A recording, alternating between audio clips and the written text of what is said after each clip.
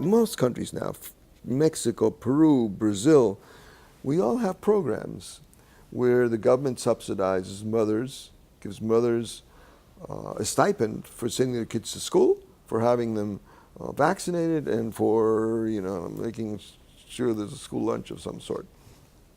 Now the problem is, how do you take these kids and the parents of these kids and get them off the subsidies? And this is going to be, Brazil has 100 million people on this program of family support. Peru is only a million at this point, but it's growing. I don't know what the figure is for Mexico, okay? So how do you get them off this thing? Now the U.S. has a problem with social security, of the subsidies itself, which are very large, of aid to dependent children and all these other things. Food stamps are going on for decades, and we don't know how to get them off these programs.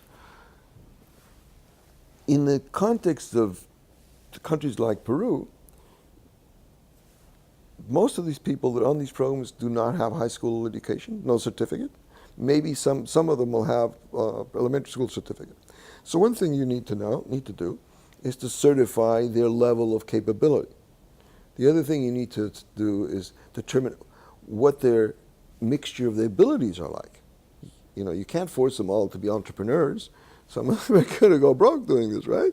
Some have to become employees. So what psychometric testing is able to do is really provide an alternative to the high school or the school certificate. It can test for honesty, it can test for reliability, it can test for what your type of skill you have, what you're suited for. That's what psychometric testing is about. Just imagine, what the challenge. 5 years from now, we're trying to see how we now get people to leave these programs that are subsidy programs so they become productive members, economic members of society. We need to give them a certificate. We need to tell them what they're good for. What are their skill? What's their skill mix? Effective.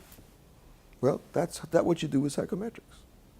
So my instinct is to think that the next big step after we've gone as far as we can with financial inclusion, we need to go with financial independence.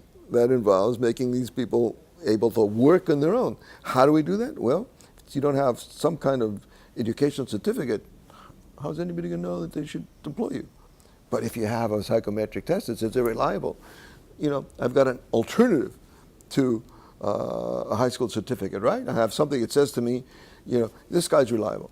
Now, I don't know what you do with the non-reliable people, right? You can't give them a reliability certificate when they're not reliable, but so I don't know quite how you manage that one. But some people are going to be good for certain kind of skills. So you develop a testing system that actually provides an alternative way to determine people's skills. That's going to be very powerful. You put that together with financial inclusion, and you have a sustainability of income generation. That's where we need to have to go the next step. It's got to be sustainable income. So that, I think, 5 years from now, we'll be working on that.